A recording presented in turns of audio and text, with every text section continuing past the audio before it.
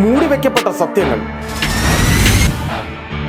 നീതി തേടുന്ന ജനങ്ങൾ, കണ്ടിട്ടും കാണാത്ത അധികൃതർ തുറന്നു കാട്ടുകയാണ് സിറ്റി വിഷൻ.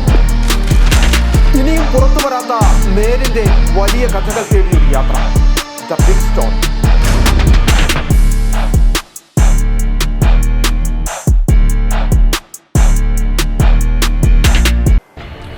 പകൽ വെളിച്ചം പോലെ തെളിവുകൾ ഉണ്ടെങ്കിലും 1000 നുണകൾ കൊണ്ട് അതിനു മുകളിൽ ഇരുട്ടിന്റെ മറ തീർത്ത് പറഞ്ഞ നുണകൾ ശരിയാണെന്ന് ചിലർ വരുത്തി തീർക്കും. സത്യത്തിന്റെ അവകാശികൾ നീതി തേടി അലയും. അവനെ കാണുമ്പോഴൊക്കെ അധികൃതർ കണ്ണടച്ചിരുട്ടാക്കും. പറഞ്ഞ നുണ മാറ്റി പറയാതെ ഭരണകൂടത്തെ വരെ അവർ തെറ്റിദ്ധരിപ്പിക്കും. അങ്ങനെ പറഞ്ഞു പരത്തിയ കള്ളങ്ങൾക്ക് മുകളിൽ സ്ഥാപിച്ചതാണോ ചിന്നക്കനാലിലെ റിസർവ് വനമെന്ന ബോർഡ്. ചിന്നക്കനാലിൽ വനം വകുപ്പിന് ഭൂമിയുണ്ട്. വനമുണ്ടെന്ന് വരുത്തി തീർക്കാൻ കൂട്ടുനിന്നത് ആരൊക്കെ? കഥകളുടെ ചുരുളഴിയുകയാണ് ദ ബിഗ് സ്റ്റോറി. ചിന്നക്കനാലിലെ കഥകൾ പറഞ്ഞു തുടങ്ങുന്നതിന് മുമ്പ് ഒരു കാര്യം പരിശോധിച്ചു പോകാം. ഇടുക്കി ജില്ലയിൽ ഇനി വനവ്യാപ്തി വർദ്ധിപ്പിക്കുവാൻ കഴിയുമോ എന്ന്. അതിൽ നിന്ന് തുടങ്ങിയാലേ ഈ കഥ പൂർണ്ണമാകും. ഇടുക്കി ജില്ല 4612 ചതുരശ്ര കിലോമീറ്റർ വിസ്തീർണമുള്ള കേരളത്തിലെ ഏറ്റവും വലിയ ജില്ല. 12 ലക്ഷത്തോളം ജനങ്ങൾ തിങ്ങിപ്പാർക്കുന്ന പ്രകൃതി മനോഹാരിതയുടെ മടിത്തട്ടായ മണ്ണ്. ജില്ലയുടെ 50% സംരക്ഷണ വനമേഖല. മറുവശത്ത് ഏലം, തേയില, കാപ്പി തോട്ടങ്ങളായി വലിയൊരു ഭൂപ്രദേശം. അണക്കെട്ടുകളുടെ നാടായ ഇടുക്കിയിൽ ആർച്ച് ഡാം അടക്കം ചെറുതും വലുതുമായ നിരവധി ഡാമുകളും അതിന്റെ വൃഷ്ടിപ്രദേശങ്ങളുമായി വലിയൊരു ഭൂപ്രദേശം മാറ്റി. ഇടുക്കിയിലെ ജനവാസം എന്നത് 2.5 ലക്ഷം ഏക്കറിൽ മാത്രം. അവിടെയാണ് 12 ലക്ഷത്തോളം ആളുകൾ അധിവസിക്കുന്നത്. ഇവിടെയാണ് ഇനിയും വനമേഖലയുടെ വ്യാപ്തി വർദ്ധിപ്പിക്കുവാനുള്ള നീക്കം.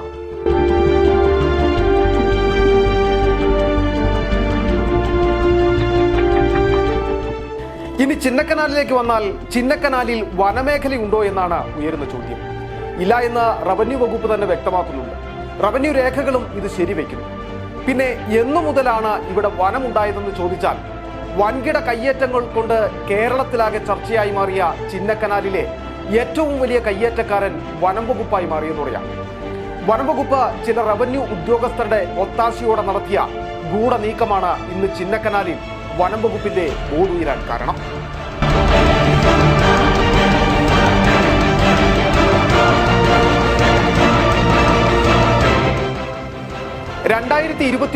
ഒക്ടോബർ 20 ചിന്നക്കനാലിൽ ആദിവാസി പുനരധിവാസ പദ്ധതിക്കായി ഏറ്റെടുത്ത 1490 ഏക്കർ ഭൂമിയിൽ ഉൾപ്പെട്ടതും മുമ്പ് HNL കമ്പനിക്ക് പാട്ടത്തിന് നൽകിയതുമായ 354.39 ഹെക്ടർ സ്ഥലം 1961 കേരള വനനിയമം സെക്ഷൻ 4 പ്രകാരം റിസർവ് വനമാക്കുന്നതിന് കരട് വിജ്ഞാപനം ഇറക്കുന്നത്. ഇതിനെതിരെ വലിയ രീതിയിലുള്ള പ്രതിഷേധം ഇവിടെ ഉയർന്നു വന്നിരുന്നു. തുടർന്ന് സംസ്ഥാന സർക്കാർ ഇടപെട്ട് കരട് വിജ്ഞാപനവുമായി ബന്ധപ്പെട്ട തുടർ നടപടികൾ തടയുകയും ചെയ്തു. അന്തിമ വിജ്ഞാപനം ഇറക്കില്ലെന്ന സർക്കാരിന്റെ ഉറപ്പ് നിലനിൽക്കുമ്പോഴാണ് ഇതേ ഭൂമിയിൽ വനം വകുപ്പ് റിസർവ് വനമെന്ന ബോർഡ് സ്ഥാപിക്കുന്നത്. ഒരു സമാന്തര സർക്കാരായി നിന്ന റവന്യൂ ഭൂമിയിലെ വനം വകുപ്പിന്റെ കയ്യേറ്റം.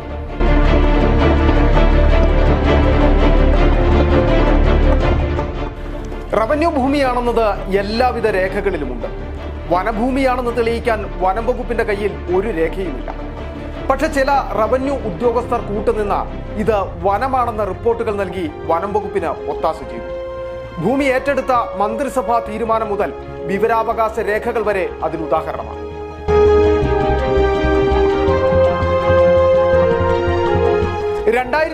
ഓഗസ്റ്റ് 27 അന്നത്തെ മുഖ്യമന്ത്രിയുടെ അധ്യക്ഷതയിൽ ചേർന്ന മന്ത്രിസഭാ യോഗത്തിൽ കേരളത്തിൽ ലഭ്യമാകുന്ന റവന്യൂ ഭൂമിയും ഒപ്പം മുഴുവൻ മിച്ചഭൂമിയും ആദിവാസികൾക്ക് വിതരണം നടത്തുന്നതിന് തീരുമാനിച്ചത്.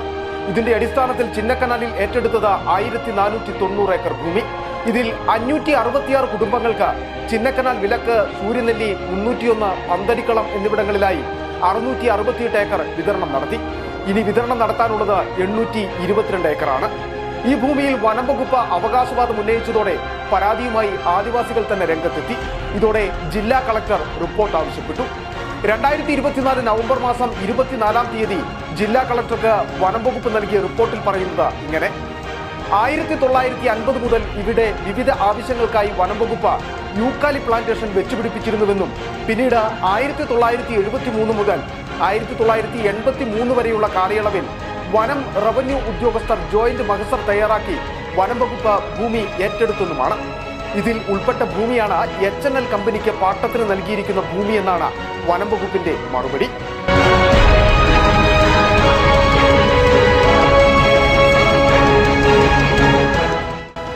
ഭൂമിയുടെ ഉടമസ്ഥാവകാശമാണല്ലോ വിഷയം.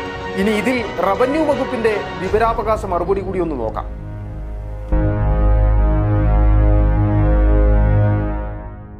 വനം വകുപ്പ് 1993 ഈ ഭൂമി HNL കമ്പനിക്ക് പാട്ടത്തിന് നൽകിയതായി കാണുന്നു. 2020 ഇത് തിരികെ വനം വകുപ്പ് ഏറ്റെടുത്തെന്നുമാണ് പറയുന്നത്. പക്ഷേ ഈ വിവരാവകാശ രേഖയിൽ വ്യക്തമായി മറ്റൊരു കാര്യം കൂടി പറയുന്നു. ഈ ഭൂമി റവന്യൂ വകുപ്പ് വനം വകുപ്പിന് രേഖാമൂലം കൈമാറിയതുമായുള്ള ഒരു രേഖകളും ഈ ഓഫീസിലില്ല. ചോദ്യം ഇതാണ്: 2000 സംസ്ഥാന സർക്കാർ ആദിവാസി പുനരധിവാസ പദ്ധതിക്കായി ഏറ്റെടുത്ത ഭൂമി HNL കമ്പനിയുടെ പാട്ടക്കാലാവധി അവസാനിക്കുമ്പോൾ ആദിവാസികൾക്ക് വിതരണം നടത്തേണ്ട ഭൂമി 2020 വനം വകുപ്പിന് എങ്ങനെ ഏറ്റെടുക്കാൻ കഴിയും? അതുകൊണ്ട് തന്നെയാണ് ഇത് റവന്യൂ ഭൂമിയിലെ വനം വകുപ്പിന്റെ കയ്യേറ്റമെന്ന് വ്യക്തമായി പറയുന്നത്.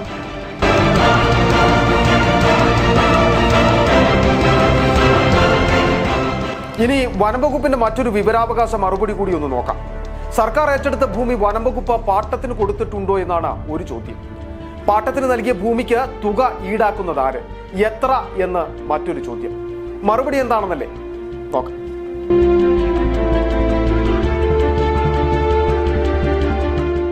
റവന്യൂ വകുപ്പിന്റെ ഭൂമി വനം വകുപ്പ് പാട്ടത്തിന് നൽകിയിട്ടില്ല എന്നതാണ് ഒരു മറുപടി. മറ്റൊന്ന്, ആദിവാസികൾക്ക് വിതരണത്തിനായി ഏറ്റെടുത്ത 1490 ഏക്കർ ഭൂമി റിസർവ് വനമായുള്ള കരട് വിജ്ഞാപനത്തിൽ ഉൾപ്പെട്ടിട്ടുണ്ടോ എന്ന ചോദ്യത്തിന് ഇല്ല എന്ന മറുപടി. പക്ഷേ അടുത്ത മറുപടിയാണ് അതിലേറെ രസം. റവന്യൂ ഭൂമി കയ്യേറിയിട്ടില്ല, ഭൂമി പാട്ടത്തിന് നൽകിയിട്ടില്ല. പക്ഷേ HNL കമ്പനിയിൽ നിന്നും ഹെക്ടറിന് 1625 രൂപ വീതം വനം വകുപ്പ് പാട്ടത്തുക ഈടാക്കിയിരുന്നു. ഒരു രേഖയുമില്ലാതെ വനം വകുപ്പ് ഭൂമി കയ്യേറുക മാത്രമല്ല, സ്വകാര്യ കമ്പനിക്ക് അനധികൃതമായി പാട്ടത്തിന് നൽകി പണം കൈപ്പറ്റി എന്നുള്ള ഗുരുതര കാര്യവും ഇവിടെ പ്രസക്തമാണ്.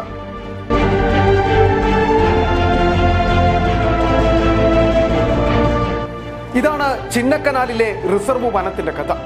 ഇത് മാത്രമല്ല, ഈ ഭൂമിയിലുള്ള 7ഓളം വരുന്ന ആദിവാസി കുടുംബങ്ങളെ കുടിയിറക്കുവാനും വനം വകുപ്പ് വലിയ പരിശ്രമം നടത്തി. ഹൈക്കോടതി ഉത്തരവിന്റെ ബലത്തിലാണ് ആ കുടുംബങ്ങൾ ഇന്നും അവിടെ കഴിഞ്ഞുകൂടുന്നത്. എന്തിനാണ് വനം വകുപ്പ് ചിന്നക്കനാൽ ലക്ഷ്യം വെക്കുന്നത് എന്ന ഒരു ചോദ്യം ബാക്കിയുണ്ട്. അതിനുള്ള ഉത്തരവും വ്യക്തമാണ്. മുമ്പ് സർക്കാർ ഉപേക്ഷിച്ചു എന്ന് വ്യക്തമാക്കിയ ചിന്നക്കനാലിലെ ആനപ്പാർക്ക് പദ്ധതി വനം വകുപ്പ് ഉപേക്ഷിച്ചിട്ടില്ല. അതിന്റെ തുടർ പ്രവർത്തനങ്ങളുടെ ഭാഗമാണ് വനം വകുപ്പിന്റെ ചിന്നക്കനാലിലെ കയ്യേറ്റം. അതാണ് ഇന്ന് റിസർവ് വനമെന്ന ബോർഡ് ഉയരാനും കാരണം.